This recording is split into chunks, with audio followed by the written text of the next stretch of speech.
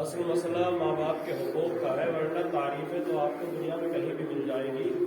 شاعر ہے وہ شاعری کرتا ہوا نظر آئے گا، مقرر ہے وہ تقریر کرتا ہوا نظر آئے گا، کوئی کاتب ہے وہ لکھتا ہوا نظر آئے گا، کوئی ادیب ہے وہ اپنا ادب دکھاتا ہوا نظر آئے گا، لیکن حقوق کی بات صرف اور صرف قرآن میں کی جائے گی۔ اس کا مطلب یہ ہے کہ اسلام کی نگاہ ماں باپ کی زحمتوں پر ہے، ان کی مشقتوں پر ہے، ان کی عظمتوں پر ہے۔ اسلام اگر کسی کے سامنے جھکوا رہا ہے تو اس کا مطلب یہ ہے کہ اس کے کچھ احسانات ہیں ہماری گردن پر کہ ہم جن سے غافل ہو چکے ہیں۔ خداوند عالم بنی اسرائیل سورہ بنی اسرائیل کی 23ویں اور 24ویں آیت میں فرما رہا ہے وَقَضَىٰ رَبُّكَ أَلَّا تَعْبُدُوا إِلَّا إِيَّاهُ، تمہارے پروردگار نے فیصلہ کر دیا ہے کہ تم اللہ کے علاوہ کسی کی عبادت نہیں کرو گے، وَبِالْوَالِدَيْنِ إِحْسَانًا، اور اپنے ماں باپ کے ساتھ نیکی سے پیش آؤ گے، إِمَّا يَبْلُغَنَّ عِندَكَ الْكِبَرَ أَحَدُهُمَا أَوْ كِلَاهُمَا، جب ان دونوں میں سے کوئی ایک یا دونوں بڑھاپے کی اس منزل کو پہنچ جائے کہ تمہاری سمجھ میں ان کی باتیں نہ آئے تو فَلَا تَقُل لَّهُمَا اُفٍّ، انہیں پلٹ کے اختلط نہ کرنا، وَلَا تَنْهَرْهُمَا، اور انہیں جھڑکنا بھی مت، وَقُل لَّهُمَا قَوْلًا كَرِيمًا، اور اگر کبھی ان سے بولنا تو بڑے کریم اور شائستہ لہجے میں گفتگو کرنا، وَاخْفِضْ لَهُمَا جُنَاحَ الذُّلِّ مِنَ الرَّحْمَةِ، جب ان کے سامنے جانا تو اپنے کندھوں کو عاجزی کے ساتھ جھکانا، اور اس طریقے سے جھکانا کہ ذلت تمہاری طرف ہو، رحمت ان کی طرف۔ تمہیں اپنی پستی کا احساس ہونا چاہیے، انہیں اپنی بلندی کا احساس ہونا چاہیے، تمہیں اپنے اولاد ہونے کا احساس ہو، انہیں باپ ہونے کا احساس ہو، تمہیں رعایا ہونے کا احساس ہو، انہیں ایک بادشاہ ہونے کا احساس ہو۔ قرآن اس کے بعد قرآن کہتا ہے کہ جب تم اتنے کام کر لینا تب ہماری بارگاہ میں کھڑے ہو کے کہنا وَقُلْ رَبِّ ارْحَمْهُمَا كَمَا رَبَّيَانِي صَغِيرًا، اے میرا اللہ میں نے کیا تو بہت کچھ مگر ان کی زحمتوں کا بدلہ نہ ہو سکا، وَقُلْ رَبِّ ارْحَمْهُمَا كَمَا رَبَّيَانِي صَغِيرًا، اے میرے اللہ تو ان کے اوپر ایسے ہی رحمت نازل فرما جیسے بچپنے میں انہوں نے میرے اوپر رحم کیا۔ اس کا مطلب یہ ہے کہ اتنا سب کچھ کرنے کے بعد بھی اللہ نے اس انسان کے ذہن کو صاف کر دیا ہے کہ تو نے احترام ضرور کیا ہے مگر ان کی زحمتوں کا بدلہ ادا نہیں کیا۔ جو کچھ بھی یہ ماں باپ کر رہے ہیں تیرے کرنے میں اور ان کے کرنے میں بڑا فرق ہے۔ اولاد کا خیال ماں باپ بھی رکھتے ہیں اور ماں باپ کا خیال اولاد بھی رکھتی ہے۔ اولاد کو ڈاکٹر کے ماں باپ بھی لے کے جاتے ہیں اور ماں باپ کو ڈاکٹر کے اولاد بھی لے کے جاتی ہے۔ اولاد کو ماں باپ بھی کھلاتے ہیں اور ماں باپ کو اولاد بھی کھلاتی ہے، مگر دونوں میں بڑا فرق ہے، دونوں کی محبتوں میں بڑا فرق ہے، دونوں کے ذہنوں میں بڑا فرق ہے، دونوں کی آئیڈیالوجی میں بڑا فرق ہے، دونوں کے تصور میں بڑا فرق ہے۔ جب ماں باپ پالتے ہیں تو یہ سوچے بغیر پالتے ہیں کہ یہ آگے کیا دینے والا ہے۔ جب ماں باپ لے جاتے ہیں پوری توجہ کے مولا فرماتے ہیں کہ تمہارے انہیں ڈاکٹر کے لے جانے میں اور ان کے تمہیں ڈاکٹر کے لے جانے میں اتنا فرق ہے کہ جب تم انہیں لے کر جاتے ہو تو تمہارے ذہن میں موت آتی ہے کہ شاید یہ اب مر جائیں گے، مگر جب یہ تمہیں لے کر جاتے ہیں تو ان کے ذہن میں زندگی ہوتی ہے۔ تم موت کا تصور لے کے دوڑا کرتے ہو کہ کہیں ایسا نہ ہو کہ مر جائے، ادھر ڈاکٹر کہہ رہا ہوتا ہے کہ بچنے والے نہیں ہیں، مگر یہ ڈاکٹر تبدیل کر کے بتاتے ہیں کہ ہم زندگی کا تصور لے کے جا رہے ہیں، ادھر سے ادھر لے کر جا رہے ہیں۔ پوری توجہ کی، یہ ماں باپ ہے، اللہ نے انہیں بڑی عظمتوں سے نوازا ہے اور اللہ نے یہ فیصلہ کر دیا ہے کہ پہلے میری عبادت ہے، بعد میں ماں باپ کی اطاعت ہے۔ یہ اللہ جو اپنا پیغام سنا رہا ہے یہ ماں باپ کو متوجہ کر رہا ہے کہ اپنی اولاد کو ہمارا عبادت گزار بنا دیا۔ اگر تم نے انہیں ہمارا عبادت گزار بنا دیا تو ہم انہیں تمہارا اطاعت گزار بنا دیا۔ اللہ نے پہلا لفظ یہ رکھا وَقَضَىٰ رَبُّكَ أَلَّا تَعْبُدُوا إِلَّا إِيَّاهُ، تمہارے پروردگار نے یہ فیصلہ کر دیا ہے کہ تم اللہ کے علاوہ کسی کی عبادت نہیں کرو گے۔ اس کے بعد 5 یا 6 حقوق ہیں جو ماں باپ کے اللہ نے بیان کیے ہیں، ورنہ حقوق تو بہت زیادہ ہے، پر قرآن کہہ رہا ہے وَبِالْوَالِدَيْنِ إِحْسَانًا، نیکی سے پیش آنا۔ إِمَّا يَبْلُغَنَّ عِندَكَ الْكِبَرَ أَحَدُهُمَا أَوْ كِلَاهُمَا، جب بڑھاپے کی اس منزل کو پہنچ جائے کہ تمہاری سمجھ میں باتیں نہ آئے، وَلَا تَقُل لَّهُمَا اُفٍّ، انہیں پلٹ کے اختلق نہ کہنا، وَلَا تَنْهَرْهُمَا، انہیں جھڑکنا بھی مت، وَقُل لَّهُمَا قَوْلًا كَرِيمًا، بولنا تو اگر تمیز ہو تو بولنا، اگر تہذیب ہو تو بولنا، اگر لفظ ساتھ دے سکے تو بولنا، ورنہ تمہاری خاموشی ان سے بولنے سے بہتر ہے۔ اگر ان کے عظمتوں کے مطابق الفاظ استعمال کر سکتے ہو، اچھے الفاظ سے بول سکتے ہو، قرآن نے کریم کا لفظ رکھا ہے، وَقُلْ لَهُمَا قَوْلًا كَرِيمًا، جب ان سے بولنا تو کریم لہجے میں ان سے سوال کرنا تھا کہ احسان کا لفظ اللہ نے استعمال کیا، کریم کا لفظ اللہ نے استعمال کیا، لا تنہرہما کا لفظ اللہ نے استعمال کیا، لا تقل لہما اف کا لفظ اللہ نے استعمال کیا. یہ سارے لفظ وہ ہیں کہ جو تفسیر طلب ہے.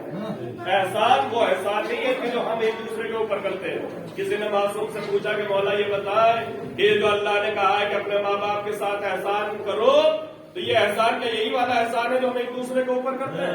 تو مولا نے فرمایا کہ احسان اس کے اوپر کیا جاتا ہے کہ جس میں تمہارے ساتھ کوئی نیکی نہ کی ہو. لیکن اگر کسی نے نیکی کر دی ہے اور تم نے بدلہ دے دیا ہے تو احسان کا آئے گا. کافر بولا احسان کا مطلب کیا ہے؟ کہ احسان کا مطلب ہے حسن سلوک. اور حسن سلوک کا مطلب یہ ہے کہ جب تم اپنے ماں باپ کی خدمت میں جاؤ تو ان کے کچھ کہنے سے پہلے ان کی خواہشوں کو پورا کر دو. ان کے مانگنے سے پہلے ان کی ضرورتوں کو پورا کر دو. یہ احسان ہے، یہ حسن سلوک ہے. اس کے بعد اللہ کہہ رہا ہے کہ کریم لہجے میں گفتگو کرنا. پوری توجہ رکھیں. دیکھیں یہ تمام تر عبادتیں جس دامن میں محفوظ ہوتی ہیں وہ ہے ماں باپ کا احترام.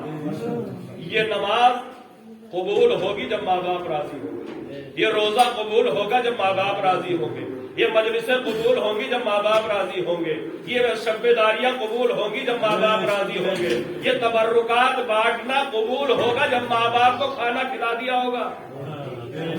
ورنہ ماں باپ بھوکے پڑے ہوں اور شیرمال بٹ رہے ہوں تو کوئی ثواب نہیں. یہ تمام تر خدمتیں تب قبول ہوں گی کہ جب ماں باپ راضی ہو جائیں. لیکن دامن وقت میں گنجائش نہیں ہے، لہٰذا میں تمہید کی منزلوں میں نہیں جا سکتا ہوں. بس ایک واقعے سے اپنی بات کو آپ کے ذہنوں تک پہنچانا چاہتا ہوں. بہت بڑا نام ہے مالک ابن دینار، دنیا تصوف کا بہت بڑا نام ہے، بہت عبادتیں کرتا ہے. ایک مرتبہ حج پہ گیا.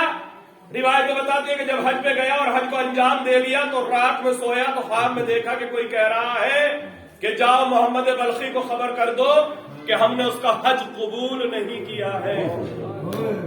مالک ابن دینار بہت بڑا عالم، وہ کہتا ہے میں بیدار ہوا، خواب کچھ اس طریقے کا تھا کہ میرا دل کہہ رہا تھا کہ یہ خواب سچا ہے. میں نے مکے میں اس قافلے کو تلاش کیا کہ جو بلخ سے آیا تھا. جب اس قافلے میں پہنچا تو میں نے لوگوں سے معلوم کیا کہ محمد بلخی کون ہے. کہا یہیں پہ ابھی موجود تھا، یہیں پہ دکھ جائے گا. کہا کیسا آدمی ہے؟ کہا بڑا عبادت ہے، بہت پیسہ خرچ کرتا ہے، بڑے صدقہ و خیرات کرتا ہے، بڑا لوگوں کو بانٹتا ہے، بڑی عبادتیں انجام دیتا ہے، ہر سال حج پہ آتا ہے. اب مالک ابن دینار کہتے ہیں کہ لوگ تو اس کی تعریف کر رہے تھے مگر میرا تعجب تھا کہ بڑھتا چلا جا رہا تھا کہ ہر سال حج کرتا ہے، اتنا صدقہ بانٹتا ہے، اتنی خیرات کرتا ہے، اور اللہ کہلوا رہا ہے کہ تیرا حج قبول نہیں ہے. وہ کہتے ہیں ڈھونڈتے ہوئے میں محمد بلخی کی خدمت میں پہنچا، اور جب پہنچا تو محمد بلخی نے جیسے ہی مجھے دیکھا تو رونا شروع کر دیا. میں قریب گیا، اور جب قریب گیا تو میں نے سلام کیا، انہوں نے جواب سلام دیا. میں کچھ کہنا چاہتا تھا کہ محمد بلخی نے کہا کہ کچھ بتانے کی ضرورت نہیں ہے، مجھے خبر ہے کہ تو کیوں آیا ہے، مجھے خبر ہے کہ تو کیوں آیا ہے. کہا کس لیے آیا ہوں؟ کہا تو یہ بتانے کے لیے آیا ہے کہ اللہ نے میرا حج قبول نہیں کیا ہے. کہا تو اتنا بڑا عالم ہے کہ تجھے اتنی خبر ہے، پھر تیرا حج قبول کیوں نہیں؟ تجھے کیسے معلوم ہو گیا کہ تیرا حج قبول نہیں ہے؟ تو محمد بلخی کہتے ہیں مالک ابن دینار یہ کوئی پہلا واقعہ نہیں ہے کہ جب میرا حج قبول نہ ہوا ہو. 24 سال ہو گئے ہر سال حج کرنے کے لیے آ رہا ہوں، مگر ادھر حج کر کے بیٹھتا ہوں کہ اللہ کسی نہ کسی انسان کو بھیج دیتا ہے کہ جاؤ پیغام دے دو کہ اس کا حج قبول نہیں کیا گیا ہے. مالک ابن دینار کہتے ہیں کہ محمد بلخی اتنا کہتے ہوئے رو رہے کہ ہر سال حج کر رہا ہوں، 24 سال ہو گئے. ایک حج کیا، پیغام ملا کہ حج قبول نہیں ہوا. دوسرے سال گیا کہ شاید اب کے حج قبول ہو جائے. یہ حج تمام ہوا، اللہ نے پیغام بھجوا دیا کہ حج قبول نہیں ہوا. 24 سال ہو گئے مسلسل حج کر رہا ہوں، مگر اللہ پیغام بھجوا دیتا ہے کہ تیرا حج قبول. نمازیں پڑھ رہا ہوں، نمازیں قبول نہیں ہو رہی ہے. صدقے بانٹ رہا ہوں مگر صدقے قبول نہیں ہو رہے ہیں. خیرات کر رہا ہوں مگر خیرات قبول نہیں ہو رہی ہے. کہا ماجرا کیا ہے؟ کہا ماجرا یہ ہے کہ میرا باپ جب دنیا سے گیا تو بہت پیسہ چھوڑ کے گیا تھا، بہت دولت چھوڑ کے گیا تھا، دولت میں اندھا ہو گیا، اور جب اندھا ہو گیا تو دین کا راستہ چھوڑ دیا اور شراب پینے لگا۔ وہ کہتا ہے کہ میں شراب پینے لگا، نمازوں کو چھوڑ چکا تھا، دین سے غافل ہو چکا تھا۔ ایک دن ماہ رمضان تھا، میں گھر میں آیا تو شراب کے نشے میں تھا۔ میں نے اپنی ماں سے کہا کہ مجھے کچھ کھانے کو دے دے، تو میری ماں نے ایک بار مجھے دیکھا اور دیکھنے کے بعد کہا کہ شراب میں تو اتنا غافل ہو گیا ہے کہ اللہ کے مہینے کا احترام بھی پامال کر رہا ہے۔ تجھے خبر نہیں ہے کہ ماہ رمضان چل رہا ہے، میں تجھے کچھ کھانے کو نہیں دوں گی جب تک کہ روزہ افطار کا وقت نہ ہو جائے۔ روزہ نہ رکھنا یہ ایک گناہ ہے، اور روزے کے وقت انسان کا کچھ کھانا پینا یہ بھی گناہوں میں شمار ہے۔ امساک ضروری ہے۔ اگر کوئی انسان کسی مجبوری کی بنا پر روزہ نہ رکھ سکے تو شریعت یہ کہتی ہے کہ اگر کچھ کھایا ہے تو چھپ کے کھایا جائے۔ سڑکوں پہ کھانے کی اجازت نہیں ہے، بیڑیاں پینے کی اجازت نہیں ہے، سگریٹ پھونکنے کی اجازت نہیں ہے۔ گھروں سے باہر نکلنے کے بعد اگر کسی مجبوری کی بنا پر بیمار ہے، سفر سے پلٹ کر آیا ہے، روزے کا وقت نکل چکا ہے، تو شریعت یہ اجازت نہیں دیتی ہے کہ کوئی انسان گھر سے باہر نکل کے کھانے پینے لگے۔ بہت سے لوگ کہتے ہیں مولانا جب خدا سے پردہ نہیں ہے تو بندوں سے کیا پردہ؟ تو یہ لباس جو پہن رکھا ہے یہ اللہ سے پردے کے لیے نہیں ہے، یہ انسانوں سے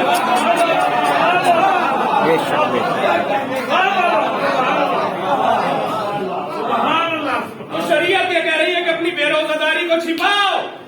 اللہ تو تمہارے عیب کو چھپانا چاہتا ہے اور تم ہو کہ عیب کو اعلان کر رہے ہو۔ یہ خدا کا کرم ہے کہ اس نے غیبتوں کی اجازت نہیں دی ہے، کسی کی برائیاں کرنے کی اجازت نہیں دی ہے۔ کیوں نہیں دی؟ اس لیے کہ گناہ کرتے ہوئے تم نے دیکھا ہے مگر توبہ کرتے ہوئے تو تم نے نہیں دیکھا۔ تم نے رات گناہ کرتے ہوئے دیکھا ہے مگر صبح ہونے سے پہلے اگر اس نے توبہ کر لی ہو، وہ توبہ کرتے ہوئے تو تم نے نہیں دیکھا۔ ہوتا ہے یہ اکثر ایسا ہوتا ہے۔ بہت سے لوگ، میں جیسے یہاں سے نکلا، دوپہر کا وقت تھا، نماز سے آدھا گھنٹہ پہلے نکلا، کسی انسان نے دیکھ لیا کہ مولانا تو رکشے پہ بیٹھ کے جا رہے ہیں، تو پوری بستی میں شور ہو جاتا ہے کہ آج تو مولانا نہیں ہے، نماز کیا پڑھی۔ اب مسجد میں شاید اذان بھی ہو جائے تو بہت بڑی بات ہے، اس لیے کہ آج تو جماعت ہونی نہیں ہے۔ ارے جماعت نہیں ہونی ہے مگر نماز تو ہونی ہے۔ مگر اتفاق ایسا ہوا کہ مجھے جاتے ہوئے تو دیکھا مگر مجھے کوئی کام پیش آ گیا، میں پلٹ کر آ گیا۔ نماز بھی ہوئی، جماعت بھی ہوئی، پھر ثواب کس کا چھٹ گیا کہ جس نے یہ اعلان کر دیا کہ مولانا نہیں ہے، تو میں بعد میں پلٹ کے کہہ تو سکتا ہوں کہ بھئی اذان بھی ہوئی ہے، نماز بھی ہوئی ہے، بس جماعت ہوئی ہے، بس فرق اتنا ہے کہ تم نے جاتے ہوئے دیکھا تھا، آتے ہوئے نہیں۔ اب سمجھے آپ شریعت کا فلسفہ کیا ہے؟ شریعت اجازت نہیں دیتا کہ تم کسی کی غیبت کرو۔ کیوں؟ اس لیے کہ تم نے گناہ کرتے ہوئے دیکھا ہے مگر توبہ کرتے ہوئے۔ اللہ کب کسے معاف کرنے والا ہے؟ محمد بلخی کا واقعہ پیش کر رہا ہوں۔ کیا ہوا؟ 24 سال ہو گئے مسلسل حج کر رہا ہوں مگر حج قبول نہیں ہو رہا، کوئی نماز قبول نہیں ہو رہی، کوئی زکات قبول نہیں ہو رہی، کوئی خیرات قبول نہیں ہو رہی۔ کیا ہوا؟ کہ میرا باپ بہت ساری دولت چھوڑ کے مرا، میں دولت کے نشے میں بگڑ گیا، شراب کے نشے میں پڑ گیا۔ ماہ رمضان تھا، اپنے گھر آیا، ماں سے کھانے کے لیے مانگا، ماں نے نہیں دیا تو مجھے غصہ آیا۔ ماں نے کہا کہ شام تلک کچھ نہیں دوں گی۔ مجھے کہا شام کا انتظار ہونے والا تھا، میں نے اپنی ماں کو دھکا دیا۔ وہ کہتا ہے کہ میں نے ماں کو دھکا دیا تو پیچھے تنور جل رہا تھا، میری ماں اس تنور میں گری، اور جب تنور میں گری تو میری ماں ایسا جھلس گئی کہ اسی جھلسنے کی وجہ سے 3-4 دن کے اندر دنیا سے چلی گئی۔ وہ کہتا اس وقت میں نشے کے عالم میں تھا مگر جب ماں کو تڑپتے ہوئے دیکھا، ماں کو دنیا سے جاتے ہوئے دیکھا تو میں نے توبہ کی، میں نے اپنی پوری زندگی بدل ڈالی، نیک لوگوں والی زندگی گزارنے لگا۔ ہر جگہ پہ توبہ کر رہا ہوں، نمازوں میں توبہ کر رہا ہوں، حج کے لیے آتا ہوں، یہاں خانہ کعبہ کو پکڑ پکڑ کے توبہ کر رہا ہوں، مگر اللہ مجھ سے اتنا ناراض ہے کہ ادھر حج تمام ہوتا ہے، ادھر پیغام آ جاتا ہے کہ تیرا حج قبول نہیں ہوا ہے۔ محمد بلخی اپنی روداد بیان کر رہے ہیں، مالک ابن دینار سن رہے ہیں، اور جب مالک ابن دینار یہ واقعہ سن رہے ہیں تو مالک ابن دینار جب اس واقعے کو سنتے ہیں کہ اس نے اپنی ماں کو تنور میں دھکا دیا اور ماں دنیا سے چلی گئی تو بڑا غصہ ہوتے ہیں، اور غصہ ہونے کے بعد کہتے ہیں اب چاہے تو قیامت تک حج کرتا رہے، اللہ تیرے کسی حج کو قبول نہیں کرے۔ مالک ابن دینار اسے جھڑک کے پلٹ کے آ گئے۔ مالک ابن دینار کہتا ہے کہ میں آ گیا، اور جب آ گیا تو گھر میں آنے کے بعد جب رات کا وقت ہوا بستر پہ گیا سویا تو خواب میں دیکھا کہ اللہ یہ فرما رہا ہے مالک ابن دینار ہم نے تمہیں صرف ایک کام سونپا تھا کہ جا کر پیغام دے دو کہ ہم نے حج قبول نہیں کیا ہے، مگر تم یہ کیا کر کے آئے ہو کہ اسے ہماری رحمت سے نا امید کر کے اے مالک ابن دینار اب جاؤ، یہ کام بھی تمہیں ہی کرنا ہوگا کہ جاؤ پلٹ کر جاؤ اور محمد بلخی کو خبر کرو کہ ہم نے اس کے حج کو قبول کیا۔ کتنا رحیم ہے وہ پروردگار، کتنا کریم ہے وہ پروردگار کہ انسان کو احساس دلانے کے بعد وہ توبہ کو قبول کر لیتا ہے، وہ اپنے دامن عفو میں جگہ دے دیتا ہے۔ کتنی منزل آسان۔ دیکھیں اگر ماں باپ ناراض ہے تو زندگی تو اچھی گزرنا دور کی بات، انسان کی موت بھی اچھی نہیں ہوتی۔ اگر ماں باپ ناراض ہیں تو زندگی تو دور کی بات، زندگی میں تو پریشانیاں ہوں گی ہی ہوں گی، بے روزگاری ہوگی، مصیبتیں ہوں گی، پریشانیاں ہوں گی، ایک گھٹن ہوگی، ایک چبھن ہوگی، زندگی عذاب بنی ہوئی ہوگی۔ زندگی تو زندگی، موت بھی اچھی نہیں ملتی ہے۔ واقعہ موجود ہے تاریخ کی کتابوں میں، ایک صحابی ہے نبی کے علقمہ، روایتیں بتاتی ہیں کہ جان گلے میں اٹکی ہوئی ہے، گھر والے کلمہ پڑھوا رہے ہیں مگر کلمہ زبان پہ نہیں آ رہا۔ صحابی ہے نبی کا، عبادت گزار ہے، نمازیں پڑھنے والا ہے، ساتھ میں حج کرنے والا ہے۔ جب یہ روح نہیں نکل رہی ہے تو ایک مرتبہ کسی نے نبی کو پیغام بھجوایا، یا رسول اللہ آپ کا صحابی علقمہ بڑی مصیبت میں گرفتار ہے، جان گلے میں اٹکی ہوئی ہے، روح نہیں نکل رہی ہے، گھر والے کلمہ پڑھوا رہے ہیں، لب نہیں ہل رہے ہیں، کلمہ زبان سے ادا نہیں ہو رہا ہے، یا رسول اللہ آپ چلیے اور چلنے کے بعد مسئلہ حل کر دیجئے۔ نبی نے اپنے ساتھ صحابیوں کو لیا اور جا کر دیکھا تو علقمہ تڑپ رہے ہیں۔ لیکن طبیب وہی ہوتا ہے جو مریض کو دیکھتے ہی مرض کا اندازہ لگا۔ نبی نے ایک نظر اس کے چہرے پہ ڈالی اور کسی سے کچھ نہیں کہا، بس ایک جملہ کہا، اس کی ماں کہاں ہے ذرا اسے بلا۔ کہا یا رسول اللہ وہ تو یہاں پہ موجود نہیں۔ کہا بیٹا مر رہا ہے اور ماں موجود نہیں ہے، جاؤ اسے بلا کر لاؤ۔ کہا یا رسول اللہ اس کی ماں اس سے ناراض ہے، 6-7 سال ہو گئے اس نے گفتگو نہیں کی ہے اس سے۔ رسول نے کہا جب تک اس کی ماں نہ آئے گی اور ہم اس سے بات نہ کریں گے تب تک اس کی روح نکلنے والی نہیں، یہ ایسے ہی تڑپتا رہے گا۔ ماں کو پیغام بھجوایا گیا کہ رسول خدا نے تجھے یاد کیا ہے۔ ماں پہنچی اور پہنچنے کے بعد بیٹھ گئی، منہ پھیرے ہوئے بیٹھی ہے۔ رسول نے پوچھا کیا یہ تیرا بیٹا ہے؟ کہا یا رسول اللہ یہ میرا بیٹا ہے۔ کہا تو اس سے ناراض ہے؟ کہا یا رسول اللہ اس نے میرے ساتھ اتنی زیادتی کی ہے کہ میں اس سے ناراض ہوں، 6 یا 7 سال ہو گئے میں نے اس سے کلام نہیں کیا ہے۔ رسول نے فرمایا دیکھ اس کی زندگی تو مشقتوں میں گزر ہی گئی ہے، لیکن اگر تو اسے معاف نہیں کرے گی تو یہ ایسے ہی تڑپتا رہے گا۔ اسے معاف کر دے، اس کی روح نکل جائے گی، اس کی زندگی آسان ہو جائے گی، اس کی موت آسان ہو جائے گی۔ لیکن ماں ہے کہ جو معاف کرنے کے لیے تیار ہو۔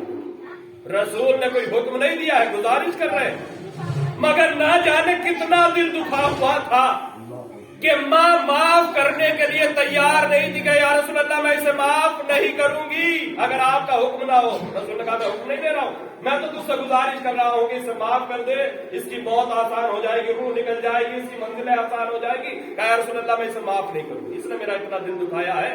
رسول نے کہا اگر معاف نہیں کرے گی تو بلال چلو لکڑیوں کا انتظام کرو۔ صحابیوں کو آواز دی، لکڑیوں کا ڈھیر لگایا گیا، ایک آگ کا سامان فراہم کیا گیا، ان لکڑیوں کو آگ لگائی گئی، شعلے آسمان سے باتیں کرنے لگے، جب دہکنے لگے اور انگارے پورے دہک رہے ہیں تو رسول اسلام نے اپنے صحابیوں سے کہا کہ اس علقمہ کو اٹھاؤ اور اس آگ میں ڈال دو تاکہ اس کی روح نکل جائے۔ اللہ اکبر۔ رسول نے اتنا کہا کہ اس علقمہ کو اٹھاؤ اور اس دہکتے ہوئے انگاروں کے حوالے کر دو تاکہ اس کی روح نکل جائے۔ جیسے یہ آواز ماں کے کانوں میں پہنچی، تڑپ کے رسول کے چہرے کی طرف دیکھا، کہا یا رسول اللہ یہ کیا کر رہے ہیں؟ کوئی ماں اپنے بیٹے کو جلتے ہوئے دیکھ سکتی ہے؟ کہا یا رسول اللہ ناراض ہوں مگر اپنے अपने बेटे को अंगारों में जलते हुए नहीं देख सकती। रसूल इस्लाम ने फरमाया तू कैसी माँ है जो दुनियावी आग में अपने बेटे को जलते हुए नहीं देख सकती, लेकिन अगर तू नाराज रही और ये दुनिया से चला गया तो ये जहन्नम की आग में जलाया जाएगा।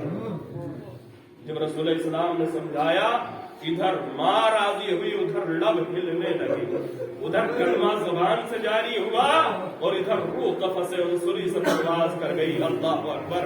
ये वाक़या पैगाम दे रहा है कि जिनसे माँ बाप नाराज होते हैं उनकी मौत भी अच्छी नहीं होती है, जिंदगी तो जिंदगी में अगर परेशानियां हैं, उलझने हैं, प्रॉब्लम्स हैं, मुश्किलात हैं, मुसीबतें हैं, बीमारियां हैं, पीछा नहीं छोड़ रही है, बेरोजगारी है, पीछा नहीं छोड़ रही है, तो किसी मौलवी मुल्ला और तावीज वाले के पास जाने की जरूरत नहीं। माँ बाप जिंदा है तो उनसे कहें कि वो तुम्हारे लिए दुआ है, और अगर दुनिया से जा चुके हैं तो उनकी कब्र तलक पहुंचो, तुम उनके लिए फातिहा पढ़ोगे, वो कब्र से तुम्हारे लिए दुआएं करेंगे।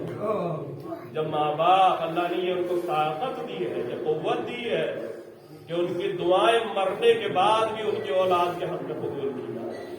अगर माँ बाप राजी है तो इंसान की जिंदगी भी अच्छी गुजरती है और मौत भी अच्छी गुजरती है। ये माँ बाप को राजी करने का तो मरहला है कि हुसैन करबला में खड़े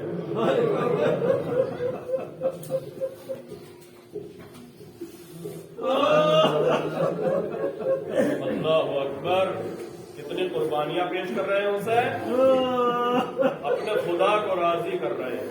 एक एक कुर्बानी बड़ी कीमती है। अल्लाह अकबर। ये दुनिया उसकी कीमत अदा नहीं कर सकती। एक एक कुर्बानी, एक 6 महीने के बच्चे की कुर्बानी भी इतनी कीमती है कि जिसके बगैर करबला मुकम्मल नहीं होती। मगर रिवायतें बताती है कि इधर अली असगर की कुर्बानी मुकम्मल हुई, उधर हुसैन अपनी कुर्बानी देने के लिए आगे बढ़े और एक जुमला कह रहे थे। मीर अनीस ने शेर में इस बात को नज्म किया है। मीर अनीस कहते हैं कि हुसैन कहते थे इतनी कुर्बानियां देने के बाद भी हुसैन गुरूर नहीं कर रहे। हुसैन कहते हैं कि कोई तोहफा तेरे लायक नहीं पाता है। महबूबी अली अकबर की कुर्बानी पेश कर दी, ये अली असगर की कुर्बानी पेश कर दी, ये ओनो मोहम्मद से खान की कुर्बान कर दी है, ये कासिम सा भतीजा पेश कर दिया। मगर अल्लाह ये सब कुछ तेरा दिया हुआ है, कोई तोहफा तेरे लायक नहीं पाता है हुसैन, हाथ खाली तेरे रिवायतें बताती है हुसैन के कदम आगे बढ़े, दरे खैमा के करीब आकर रुक गए। आवाज दी है मेरी बहन ज़ैनब, अरे तुम पर हुसैन का आखिरी सलाम। ऐ मेरी बहन उम्मे कुलसूम, अरे तुम पर हुसैन का आखिरी सलाम। ऐ उम्मे रबाब, तुम पर हुसैन का आखिरी सलाम। ऐ अली अकबर की माँ, तुम पर हुसैन का आखिरी सलाम। आखिर में हुसैन कहते हैं मेरे सीने पे सोने वाली मेरी सकीना, तुझ पे तेरे बाबा का आखिरी सलाम। हुसैन के सलाम आखिर की आवाज खेमे में पहुंची। रिवायतें बताती है कि ऐसा शोर मचा जैसे किसी जनाजे में फरियाद होती है। बीवी के बीवियों के रोने पीटने की आवाजें बुलंद हुई। ज़ैनब ने फिज़ा को बुलाया, फिज़ा अरे जाओ मेरे माजाए को बुला ला। ये कैसा वक्त है कि मेरा माजाया अपनी कुर्बानी पेश करने के लिए जा रहा है। फिज़ा दर खेमा पर आई, आवाज दिया हुसैन, अरे तुम्हें तुम्हारी चहेती बहन ज़ैनब याद कर रही है। हुसैन खेमे में दाखिल हुए, ज़ैनब सामने खड़ी हो गई, बीवियों ने नरगा कर लिया। ज़ैनब बीवियों से कहती है, बीवियों अरे जिस भैया को बचाने के लिए अरे वो भैया मुझे छोड़ के जा रहा है। फिर हुसैन की तरफ मुतवज्जे होती है, भैया अरे जा तो रहे हो मगर इतना बता दो कि इन बेवा औरतों का क्या होगा, इन यतीम बच्चों का क्या होगा, इस लुटे हुए काफिले का कौन काफिला सालार होगा। भैया अरे तुम्हारे बाद ये काफिला कैसे आगे बढ़ेगा। अल्लाह अकबर। रिवायतें बताती है हुसैन ने ज़ैनब की निगाहों में निगाहें डाली और एक जुमला कहा है, बहन ज़ैनब अरे ये बेवा औरतें तुम्हारे हवाले, ये यतीम बच्चे तुम्हारे हवाले, मेरा बीमार तुम्हारे हवाले, मेरी यादगार तुम्हारे हवाले, सब कुछ ज़ैनब के हवाले कर दिया। मगर ज़ैनब को तन्हाई का एहसास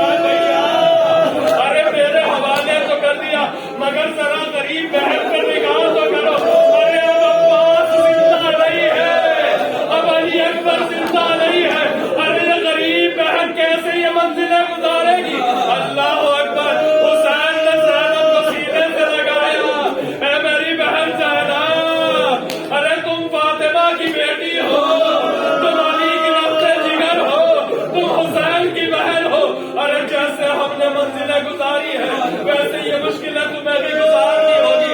ऐ बहन ज़ैनब, अरे ये कारवान तुम्हारे हवाले है और तुम्हें खुदा के हवाले करके जा रहे हैं। मंजिलें दुश्वार है मगर सब्र करना, बाजार दुश्वार है मगर सब्र करना, दरबार में जाना होगा मगर सब्र करना।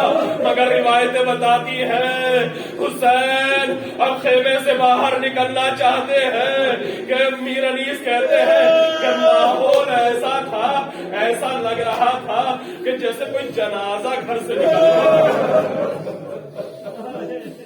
जो घर से जनाजा निकलने का माहौल होता है, चीखों पुकार की आवाजें सुनाई देती है, फरियाद की आवाजें सुनाई देती है, मगर अल्लाह अकबर, दुनिया में जनाजा उठने वक्त फरियादें की जाती है, मगर ज़ैनब को यकीन है कि भैया का जनाजा वापस नहीं आएगा। अरे जिंदगी में ही जनाजे के अरमान। रिवायतें बताती है ज़ैनब रो रही है, बच्चे दामन पकड़ के खींच रहे हैं।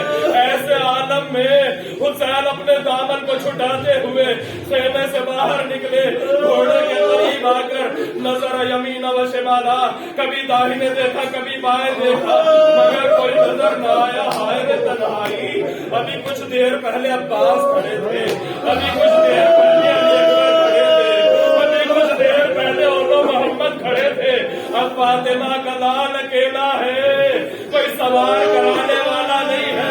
गरीब बहन ने यह मंजर देखा, तोड़ कर आगे बढ़ी, कांधे पे हाथ रखा, भैया अरे तन्हाई का